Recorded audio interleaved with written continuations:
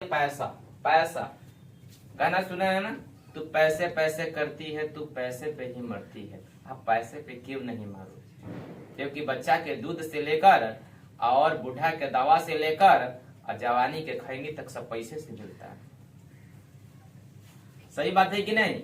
तो इसीलिए है ना, सभी को सभी लोग क्या करते हैं? पैसे पैसे करते हैं। ठीक है, चलिए आप लोग खैनी नहीं खाते हैं। चलिए, उत्पादन में लगाया गया धन। अगर कोई आप कंपनी खोल रहा है, कोई फैक्ट्री खोल रहा है, कोई व्यवसाय कर रहे हैं, तो उसमें जो अगर आप जो पैसा लगाते हैं वही पैसा पूंजी है। वही पैसा क्या है बेटा? पूंजी है। और यह ऋण के रूप में भी हो सकता है। ऋण का मतलब होता है आपकी पूंजी कर्जा में भी हो सकता है। आप लोन लेकर भी उत्पादन में पैसे की व्यवस्था कर सकते हैं। ठीक है, चलिए आते हैं 2 नंबर में। पूंजी के बाद में भूमि जमीन होना चाहिए। अब बताइए, कोई उत्पादन लगाना है तो आसमान में थोड़ी लगा देंगे, थोड़ी लगाएंगे, उसके लिए जमीन चाहिए। अगर अपना जमीन नहीं है तो किसी की जमीन लीज पर लेंगे, वो आपको पैसा लेगा। सर, बिन पैसा की कोई व्यवस्था हो ही नहीं सकता है क्या सर? तो जिस स्थान पर उत्पादन किया जाता है उसे क्या कहते हैं? भूमि कहते हैं। यह किराया के स्थान पर भी हो सकता है। किराया के स्थान पर, जैसे आप शहर में दुकान लेते हैं, दुकान आपका रहता है लेकिन जमीन आपका नहीं है, घर आपका नहीं है, तो आप वहां उत्पादन लगा सकते हैं लेकिन किराया के रूप में। अगर आपका अपना निजी जमीन है तो फिर आप क्या कर सकते हैं बताइए? आपको किराया देने की जरूरत नहीं है, आप उस व्यवसाय को खुद कर सकते हैं। उस जमीन में खुद आप कुछ कर सकते हैं। तीसरी बात है श्रमिक। देखिए, सबसे महत्वपूर्ण चीज है मजदूर। मजदूर मिलना, आप मजदूर न मिलना। अगर मजदूर मिल रहा है तो आपकी उत्पादन बहुत ज्यादा ग्रो करेगा। अगर मजदूर नहीं मिल रहा है तो फिर आपके पास समस्या ही समस्या रहेगा, क्योंकि एक व्यक्ति कुछ नहीं कर सकता। अगर मान लीजिए आप कुछ चीज अगर खोले हैं, अगर आपके पास जमीन है, बहुत सारा जमीन है, आप अकेले खेती कर लीजिएगा? नहीं होगा। आपके पास मिक्सचर मशीन है, अगर आप किसी को है ना कहीं पे अगर आप उसको है ना व्यवस्था किए कि हाँ यहाँ पे काम है, आप अकेले जाकर क्या कीजिएगा? कुछ नहीं होगा। इसके लिए मजदूर का होना काफी जरूरी है। ठीक है, आते हैं सर। तो श्रमिक वस्तुओं के उत्पादन के लिए काम कर रहे को मजदूर या श्रमिक कहते हैं। जो वस्तुओं के उत्पादन में काम करता है, जो उस फैक्ट्री में कोई उत्पादन में काम करने वाला लेबर होता है ना, वो मजदूर होता है। ठीक है, और सबसे पहले पैसा किसको देना चाहिए? श्रमिक मजदूर को ही पैसा पहले दे देनी चाहिए। लेकिन हमारे यहाँ व्यवस्था है, मजदूर को इतना बार न दौड़ाएंगे कि फिर हो जाए तो दोबारा नाम न ले। यहाँ पर व्यवस्था है कि आज मजदूरों के ऊपर ठेकेदारी होता है। सोचने वाली बात है कि जो मेहनत करके पेट पालना चाहते हैं उस पर भी लोग ठेकेदारी करते हैं कि 10 मजदूर हमारे पास आए, आप हमको है ना 600 के रोज दीजिए, हम मजदूर को 500 रुपया के रोज दे देते हैं। कितना नीच वाली हरकत है कि मजदूर के ऊपर ठेकेदारी हो जाता है। ये सबसे बेकार चीज है, क्योंकि जो व्यक्ति 8 घंटा 10 घंटा मेहनत करके जब पैसे के हकदार बनता है उसके ऊपर भी ठेकेदारी हो रहा है। ये कहीं भी सही नहीं है। और बड़ी बड़ी कंपनियां ठेकेदार को ही अप्लाई कर देता है कि तुम मजदूर लाओ, जहां से लाना है लाओ। वो कहीं से पकड़ के लाएगा, मैं तुमको ऐसे देंगे तो उसको ऐसे देना। सर, ये गलत है।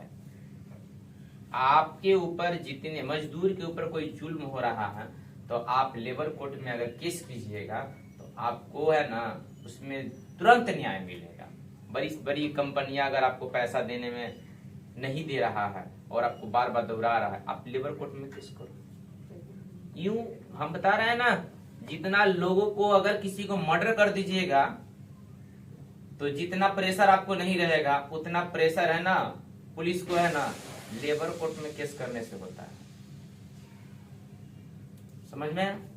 चलिए अब आते हैं उद्यमी। उद्यमी का मतलब होता है कंपनी। जिस व्यक्ति की होती है उसे उद्यमी कहते हैं। अगर आपके पास कोई जैसे कि व्यवसाय है, कोई आपकी कंपनी है, जैसे बीकाजी कंपनी हो गया, उसका वो कंपनी हो गया तो वह उद्यमी हो गया। पार्ले जी भी हो गया या ब्रिटानिया हो गया, फिर इसके बाद में ना हुंडा हो गया, फोर्ड हो गया, इसके बाद में सुजुकी हो गया, इसके बाद में किया हो गया, टाटा हो गया, जितनी भी है ना, इस सब क्या है, एक उद्यमी है, एक कंपनी है, एक कंपनी ही उद्यमी है। और यहाँ पर सबसे पहले एक नंबर में आपको ले लो पैसा। पैसा है तो लोग पूछेगा कैसा है, पैसा नहीं तो लोग पूछना ही बंद कर देगा। गरीब आदमी की आज औकात कम हो जाती है। क्यों? क्योंकि गरीब गरीब को मदद नहीं करता है, गरीब अमीर को मदद करता है। आज इसीलिए यहाँ पर लोग गरीब ही रह जाता है। ठीक है। 2 नंबर में क्या है कि हमको जमीन होनी चाहिए। 3 नंबर में क्या होना चाहिए? मजदूर। और 4 नंबर में उद्यमी। तब जाकर उत्पादन अच्छे तरह से चल सकता है। अन्यथा इनमें से कोई भी चीज आपके पास नहीं है तो फिर आप उत्पादन करने में असमर्थ है, आप अपने व्यवसाय को अच्छे तरह से नहीं चला सकते। इन सभी का होना काफी जरूरी है। ठीक है। चलिए अब आते हैं पूंजी अर्थव्यवस्था। देखो पूंजी अर्थव्यवस्था में क्या होता है, जब उत्पादन के सभी 4 कारकों पर निजी व्यक्ति का अधिकार हो उसे पूंजी अर्थव्यवस्था कहते हैं। कहने का मतलब है इन चारों पर, इन पूंजी पर, भूमि पर, श्रमिक पर, उद्यमी पर, सभी पर है ना, इन सभी पर क्या है बेटा, निजी व्यक्ति, कोई एक व्यक्ति का अधिकार हो तो आप समझ जाइएगा उसका पूंजी अर्थव्यवस्था है। चारों चीज जिसके पास है पूंजी अर्थव्यवस्था है, पैसा वाला है। और जिसके पास चारों चीज नहीं है वो पैसा वाला नहीं है, वो अर्थव्यवस्था बेहतर तरीका से नहीं चला सकता। ठीक है। चलिए अब यहाँ पे आते हैं समाजवादी अर्थव्यवस्था। बहुत प्यारा सा चीज है समाजवादी अर्थव्यवस्था। जब उत्पादन के 4 कारक मैंने कौन कौन हो गया, आ जाइए, भूमि, पूंजी, श्रमिक और उद्यमी, 4 कारक सरकार के अधीन हो तो इसे समाजवादी अर्थव्यवस्था कहा जाता है। माने जो कंपनियां जो सरकार की हो, कोई निजी व्यक्ति की नहीं है, सरकारी कंपनी है, तो समझ जाइए ये कौन सी है, तो ये कौन कंपनी हो गया, समाजवादी। जो सरकार के अधीन है, सरकार पैसा लगाए, बताइए, सरकार श्रमिक बुलाए, उसके बाद में सरकार क्या करे, जमीन का चयन करे, सरकार उद्यमी लगाए, तब वह कंपनियां क्या होगा, सामाजिक अर्थव्यवस्था में आएगा। जैसे कांटी का थर्मल पावर, पैसा किसका जाएगा उसमें, सरकार की जाएगा। मजदूर सरकार की होगा, पेमेंट मजदूर को कौन देगा, सरकार देगी। हमको वो कोई निजी कंपनी नहीं है, बड़े बड़े जो कंपनियां होती है वो सरकार के अधीन होती है। इसी को कौन अर्थव्यवस्था कहा जाता है, समाजवादी अर्थव्यवस्था कहा जाता है। एक हो गया पूंजी अर्थव्यवस्था, माने एक व्यक्ति, चारों का अधिकार है, एक व्यक्ति के पास सब कुछ है, श्रमिक भी है, पूंजी भी है, जमीन भी है, उद्यमी भी है। और फिर एक व्यक्ति के पास, सरकार के पास क्या है, तो इन चारों चीज है। जिस निजी व्यक्ति के पास है तो यह हो जाएगा और पूंजी अर्थव्यवस्था, और जो सरकार के अधीन चारों है तो हम समझ जाएंगे कि कौन व्यवस्था है, समाजवादी अर्थव्यवस्था। अब आते हैं मिश्रित अर्थव्यवस्था। मिश्रित अर्थव्यवस्था में क्या होता है देखना है बेटा, जब उत्पादन के चारों कारक निजी और सार्वजनिक दोनों का अधिकार हो। कहने का मतलब है कुछ ऐसे भी कंपनियां होती है जिसको चलाने के लिए सरकार से लोन लेना पड़ता है। सरकार बोलती है हमसे पैसा लो तो चलाओ, हमको भी इसमें शेयर रखो, अकेले करेगा नहीं होगा, होने भी नहीं देंगे, कल अपना प्रशासन को भेजेंगे, बंद करवा देंगे, लाइसेंस नहीं थे बस। तो क्या होता है, तो इसके बीच में सरकार है ना क्या करता है कि उसमें शेयर हो जाता है, निजी व्यक्ति भी शेयर हो गया, सरकार का भी शेयर हो गया। जब दोनों व्यक्ति आपस में मिल गया तो इसी को क्या कहते हैं, मिश्रित अर्थव्यवस्था कहते हैं। किसी को कोई डाउट है मिश्रित अर्थव्यवस्था? चलिए अब आएंगे द्वंद्व अर्थव्यवस्था। वैसी अर्थव्यवस्था जिसमें परस्पर आधुनिक विधियों का प्रयोग करके अर्थव्यवस्था को चलाया जाए, माने अभी के जो जनरेशन के द्वारा जो अर्थव्यवस्था चलाया जाता है इसी को क्या कहता है, द्वैध अर्थव्यवस्था कहा जाता है। वैसी अर्थव्यवस्था जिसमें परस्पर तथा आधुनिक, परस्पर और आधुनिक दोनों हो, परस्पर तथा आधुनिक विधि के द्वारा जो आजकल की चलाया जाता है इसी को द्वैध अर्थव्यवस्था कहा। अब आते हैं समानांतर अर्थव्यवस्था। देखिए समानांतर अर्थव्यवस्था में काला धन अत्यधिक बढ़ जाने के कारण समानांतर अर्थव्यवस्था कहते हैं, जिसमें है ना काला धन के कारण, काला धन मैंने समझते हो, ब्लैक मनी, ठीक है। काला धन अत्यधिक बढ़ जाने को क्या कहते हैं, समानांतर अर्थव्यवस्था कहते हैं। इसमें मौद्रिक नीति कम प्रभावी होता है, इसमें मौद्रिक नीति कम प्रभावित होता है। डुप्लीकेट काम, सरकार से चुप्पे करना। आजकल तो गांव में डुप्लीकेट क्या चल रहा है, महुआ मीठा चल रहा है, लोग ले रहा है, उधर मर रहा है, उधर मर रहा है, और जब मरता है तो सरकार के दोषी लगाता है, बोलता है नीतीश कुमार बेकार है, दारू खोल दिया।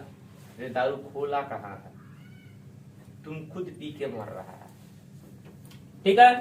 चलिए काला धन आते हैं क्या, वैसा धन जिस पर टैक्स नहीं दिया जाता है। सर आप सरकार को टैक्स नहीं दे रहे, आप करोड़ों के करोड़ों कमा रहे हैं और सरकार को टैक्स नहीं दे रहे हैं, तो काला धन है, ठीक है। कौन धन है बेटा, काला धन है, उसी को काला धन कहते हैं। काला धन की जानकारी सरकार को नहीं रहती है, सरकार को काला धन की जानकारी नहीं रहती है, और जब सरकार को काला धन की जानकारी नहीं होता है तो समझ जाइए कि वह ब्लैक मनी में चला जाता है।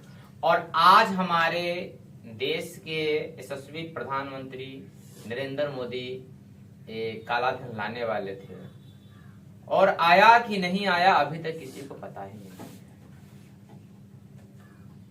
सर पहली बात है कि काला धन क्या है, जितनी भी इंडियन व्यक्ति है, जितने भी इंडिया के व्यक्ति है, अगर किसी के खाता विदेश में है सभी खाता को बैंड कर दिया जाए। क्यों? पैसा मेरे देश का जमा विदेश में रहेगा और विदेशी बैंक क्या करेगा, अपने देश में वह है ना उस पैसे को लगा कर है ना बड़ी बड़ी व्यवसाय खड़ा कर देगा, और मैं यहाँ भारत गरीब के गरीब ही रह जाएगा। तो जितने भी व्यक्ति है, भाई कोई लीडर हो या कोई बड़ी कंपनियां हो या कोई काला धन का जुल्म की दुनिया के बादशाह हो, कोई भी हो, या कोई एक्टर हो या कोई डायरेक्टर हो, सबकी विदेशी संपत्ति पे बैंड हो जानी चाहिए, तब जाकर हमारे देश के कुछ कल्याण हो सकता है। समझ में आ रहा है? दूसरी बात है, जितने भी एक्टर हैं वो क्या करते हैं, हमारे समाज को गंदा करने के काम करते हैं। बताइए, अजय देवगन गुटखा पान मसाला का प्रचार कर सकता है, सलमान खान है ना वो आलतू फालतू चीज का प्रचार कर सकता है। बताइए, बड़े बड़े स्टार है ना नशीले चीज का प्रचार कर रहे हैं कि ई खाने से यह होता है, ई खाने से यह होता है। और वैसे लोगों को, जो हमारे भारत के नागरिकों को बर्बाद करना चाहते हैं, वैसे लोगों को आज हमारे यहाँ पुलिस प्रोटेक्शन मिलता है। शर्म की बात है सर। और आप देखिए बहुत सारे है ना चिकनी चमेली हीरोइन लोग, वो लोग भी क्या करती है, क्रीम का प्रचार करती है, ये लगाओ गोरे हो जाएगा।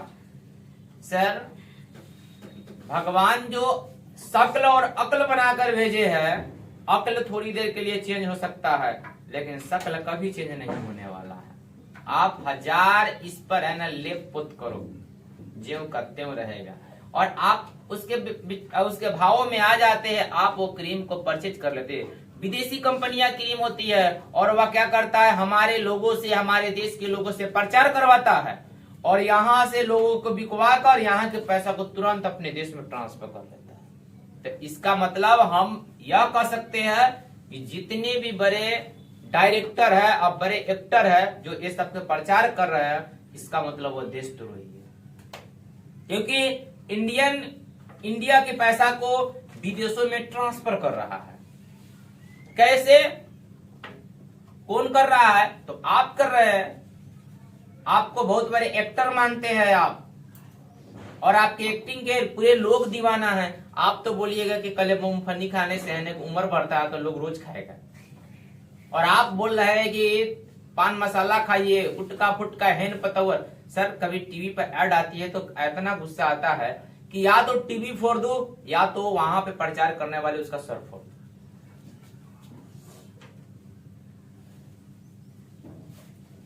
समझ में आ रहा है?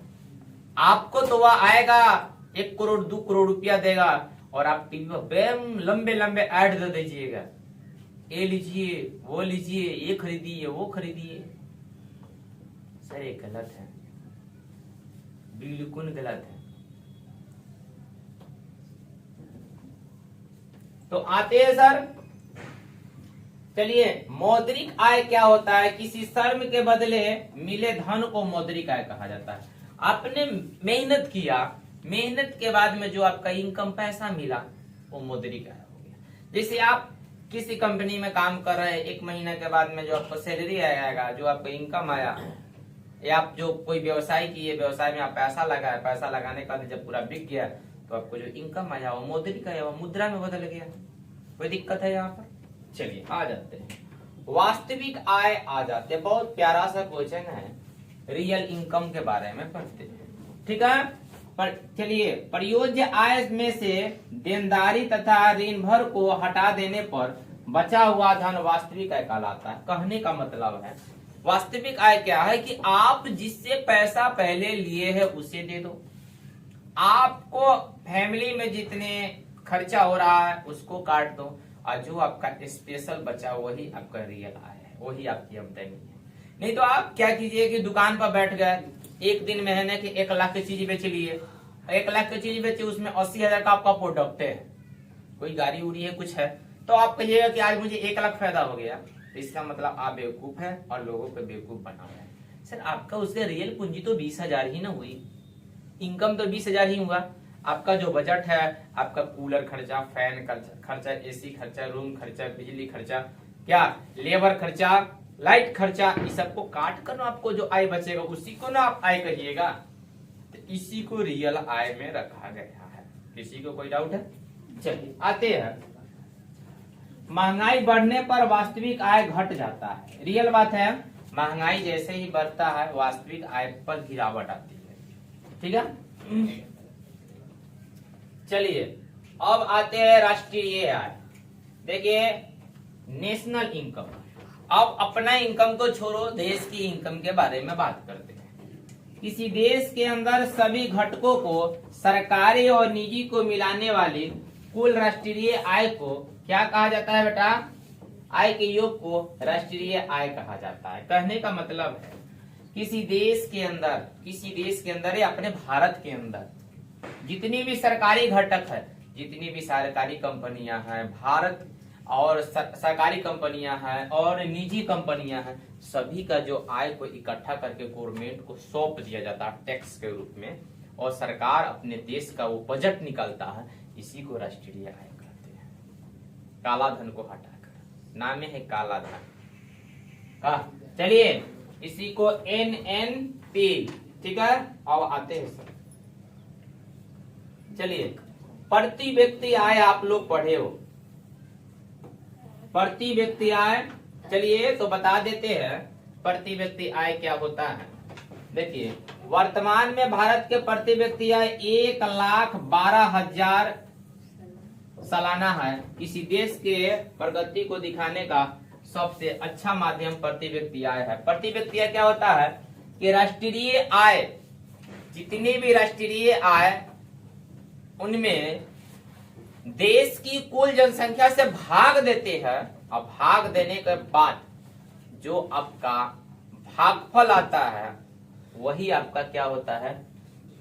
राष्ट्रीय आय होता है। क्या होता है बेटा? राष्ट्रीय आय होता है। यहां तक किसी को कोई दिक्कत है? चलिए अब पढ़ेंगे हिंदू विकास दर।